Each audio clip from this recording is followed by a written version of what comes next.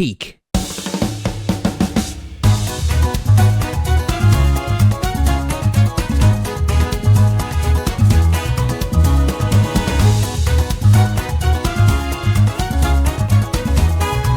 Peak is often, unironically, and unsparingly used to describe stories in the gacha space, and more often than not, in my personal opinion, it's just not warranted. How dare you! But this time, I actually believe this statement fits perfectly, because, in my humble opinion, and this is just an opinion, Limbus Company Canto V is the best story in gacha gaming so far. I say so far because I have obviously not played everything in gacha, and also, as the community saying goes, they can't possibly top this, right? Now, I've played a lot of gacha games. Some have great world building, many have memorable characters, and a few actually have moments that hit surprisingly hard. But I'm also open about my negative stance on many gacha game stories just not really being all that good, constantly let down by the genre's very format, hindering stories as a whole, and live service games in general not being the best vehicle for storytelling. Not to mention the stories themselves a lot of the time just not being very good. More often than not, we throw away characters and their stories really never leaving a lasting impact. With all that being said, I don't want this video to be about Limbus versus other games, but about Limbus itself and specifically Canto V and why I believe it to be as good as I say it is. So let's dive deep into what makes this story so amazing. So what does make Canto V that good? It's not just because it has the best villain in the space, which I think it does, or because it adapts Moby Dick, or because it shows just how good a character Ishmael is. It's because Canto V is doing so many things at once, and they all work. For me, as any good piece of literature should, Canto V is a story that offers multiple valid takeaways based on personal perception, symbolism, and parallel analogies, which is a sign of excellent resonant storytelling. It demonstrates that the narrative possesses depth, allowing audiences to engage with it on a profound, subjective level, rather than simply being spoon-fed a single moral. There is a single overarching cognitive state within this canto, and that's obsession, but it goes so much deeper than that singular behavioural pattern and delves into relatable, precious human connections, symbolism of the human psyche, moral sacrifices often made to achieve goals, and if they are even worth it, destructive authority, the rejection of cycles, and relatable effects of toxic relationships and what they can do to a person ensnared within them and what's left after them. On the surface, it's a retelling of Moby Dick. It's Ishmael's chapter, it's the story of Ahab, the pallid whale, the Pequod crew, and a doomed voyage driven by obsession. But underneath, it's a story about identity. It's a story about how easy it is to lose yourself to hatred, how the idea of holding onto a burning hot rock with the intention of throwing at the origin of your hatred only ends up hurting the one who bears the rock, you. It's also a story about what happens when the thing that has defined your life suddenly disappears. The most obvious theme is obsession. Ahab's pursuit of the pallid whale consumes everything around her, literally. It destroys her crew, it wrecks innocent lives, it makes others do unspeakable things for her obsession as it becomes theirs, it destroys any future she or they could have had. Eventually, the pallid whale stops mattering as Ahab herself becomes the embodiment of the whale itself, and her crew become its mermaids. The eldritch horror of the pallid whale, one of the 5 calamities of the Great Lake, built up to be the real foe of the canto, ends up becoming a plot point. It becomes the stage, the very definition of Ahab's obsession, but sinks into the background of the real villain, Ahab herself. But all the while acting as a host to the real story of the canto, it serves as a fascinating, incredibly cool setting for this chapter, but also acts as a major symbolic aspect to the depths of human psyche, just like the lake does, which I will explain my thoughts on. But first, I also want to mention a moment in the story that reflects multiple aspects of what I spoke about at the start of the video, the human connections and how they can save us, the nature of toxic relationships and what comes after, and how, even after escaping, we can still be trapped inside the cage we've built or allowed ourselves to be ensnared within. In a flashback to Ishmael's time aboard the Pequod, she finds herself falling into the belly of a dead whale and reminds herself not only how small and powerless she and we all can be at times when human connections are broken, literally, and we feel alone in the dark without direction, but also what extremely toxic relationships can do to us, as she remarks what happens to people who are consumed by the stomach acids of living whales. They become mermaids, the very extension of the whale, a puppet if you will, which is something people can be the victim of in said relationships, becoming an extension of the abusive person's will and desires, losing their compass in the swell of the person who has control over them. Then, on the flip side, she's also reminded of what happens to a person who is consumed by the stomach contents of a dead whale.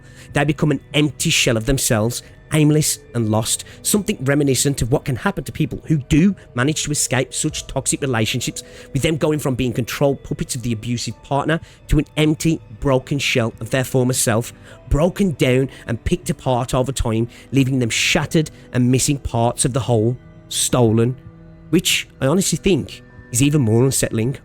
A living whale assimilates people, a dead whale hollows them out. That image stuck with me because it feels surprisingly real. Sometimes the thing consuming you is obvious, an obsession, a toxic relationship, a grudge, a fixation. But what happens when it's gone? What happens after?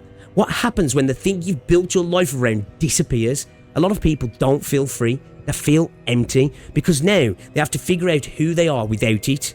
That's why I think the dead whale is one of the most powerful pieces of symbolism in the entire chapter.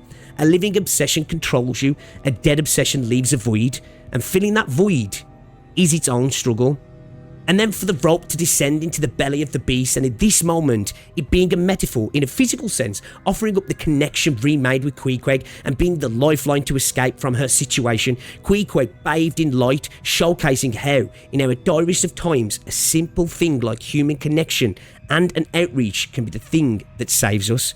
But even upon escaping the belly of the whale, the rope now signifies the knot tied, and the foreboding reality kicks in. Ishmael is still trapped in the orbit of the real threat, Captain Ahab, and her ever-powerful, all-consuming obsession. The sad thing is, in fact, Ishmael herself is not so different from Captain Ahab. She spends years defining herself through Ahab. She hates her, she wants revenge, she seeks closure, but Ahab is still the centre of her life. Everything circles back to Ahab.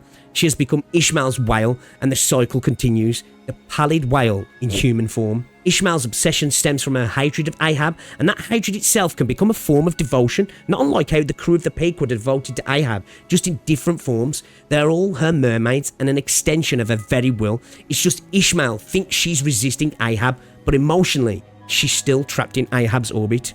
Ahab attempts to control her by weaponizing Ishmael's memories of the Pequod voyage. She distorts the memory of Ishmael's crewmates like Queequeg and Pip to gaslight Ishmael into accepting the blame for their situation. Her motivation through the cycle of revenge, trying to force Ishmael to become her personal instrument of vengeance, demanding blind compliance to her absolute definitions of purpose. And she manipulates her fears through the idea of losing her sense of self, using the whale metaphorically to consume the will of others, turning them into irrational mermaids, and Ishmael's deepest fears of drifting without purpose or losing her identity, making Ahab's rigid commands an alluring but dangerous escape from not steering her own ship. Something very human. Limbus Company does this better than most games in this genre, being relatable on many levels, a very human story within a very abstract world.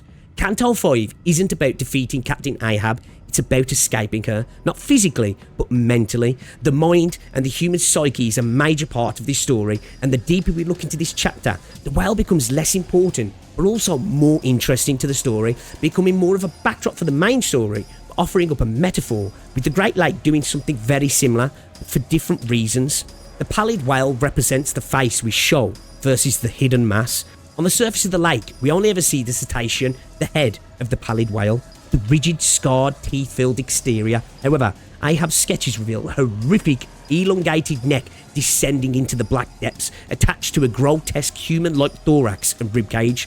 The whale's head on the surface is the conscious mind, the part we can see, name and fear. But the horrifying human-esque torso, hidden deep beneath the black water, represents the unconscious mind.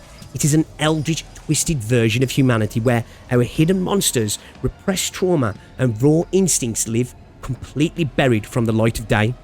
With the whale's heart representing the seat of emotion. In psychological terms, navigating the whale's body is a journey into the deepest core of trauma. You cannot defeat trauma using cold, intellectual logic, the mind. Ishmael only survives the descent because she confronts the raw, bleeding, emotional reality of her past. Her grief for Queequeg, and her raw desire for freedom, the heart. The mirrored surface is a huge component in Limbus Company as well. One's reflection is something the game returns to multiple times, and the lake itself is just that, Since water has traditionally been a symbol for the psyche and reflection, the Great Lake acts as a literal and emotional mirror. It forces sailors to look inward, which we see Ishmael doing at times in this story. It constantly tests their resolve, and if they are lacking, they drown in the void of the lake's terrors.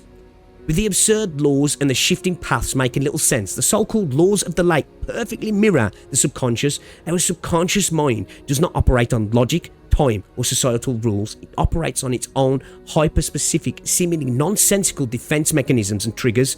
The ever-changing, winding paths represent how difficult it is for a person to navigate their own personal labyrinth when trying to unpack years of guilt and trauma. By combining these two, the ever-shifting lake with the pallid whale that seems to be shaped like a twisted human, Canto V shows that the greatest monsters we hunt are entirely of our own making. Ahab and Ishmael aren't just hunting the calamity of the lake, they are trapped inside a living manifestation of obsession and trauma of their own making, desperately trying to reach the heart of the issue before their entire identities are permanently bleached away. Then there's Ahab herself, an amazing antagonist to this story, offering up potentially the best villain I have seen in gacha gaming. A terrifying enemy, not because of her ancient power or her world-ending potential, or even that she's that strong physically. It's her certainty. She's completely convinced she is right, to the point all around her begin to believe she actually is. She is the true pallid whale in this story. No hesitation, no doubt, not a single moment for second guessing. And that's what makes her dangerous. Just like in the real world, people are drawn to certainty. It feels safe. People are pulled to confidence in one's beliefs, even when it leads towards disaster. And that's something, once again, that's very human. Watching the Pequod crew follow Ahab starts feeling less like a story about a captain hunting a whale, and more like a story about how people get drawn into cults, extremist movements, or power structures. Ahab not only commands loyalty, she creates belief, a belief stronger than fear, beliefs that actually stave off the consumption of the crew to the pallid whale. It shows how such people can trick people into believing this is what will save them, but it's already led them to their doom without them even realising. They fear the loss of oneself to the whale, becoming its twisted mermaids, but they have already lost themselves to Ahab and are her own twisted mermaids. As we see the young lad Pitt willing to do terrible things in order to facilitate Ahab's blind obsession. The mermaids, whether they are the literal mermaids of the whale or Ahab's crew, symbolise people consumed by another's desire. They lose themselves, they become part of something larger, they surrender their individuality, which can be read in a myriad of different ways, contextualised to the story itself or in real life, which is why it's such a dark human story. It can represent cults, toxic relationships. It can represent the desire to belong so badly that you're willing to give up parts of yourself, because belonging is one of the strongest human needs there is. People will surrender independence if they think it gives them purpose. They'll surrender critical thought if it gives them certainty. The tragedy of the mermaids isn't just that they're transformed, it's that that transformation fills something that humans desire.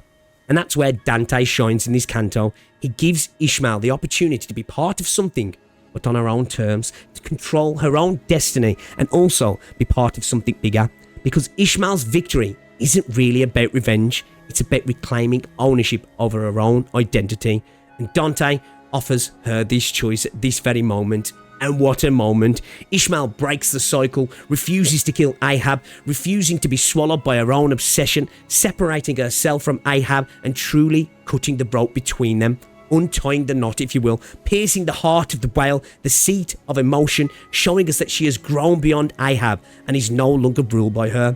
As the greatest danger isn't being consumed by a monster, it's allowing that monster to become the centre of who you are. Ahab is consumed by the whale, the crew are consumed by Ahab, the mermaids are consumed by the whale, Ishmael is consumed by her hatred. Everyone is being swallowed by something. That's what makes Ishmael's story so powerful, is that she finally starts moving beyond the thing that hurt her, and she's all the better for it. I also love the touch that it was Heathcliff who helped pull her back from the moment when she's nearly consumed by the white of the whale and almost loses herself, only to be pulled back from the very brink by someone who has claimed to hate her.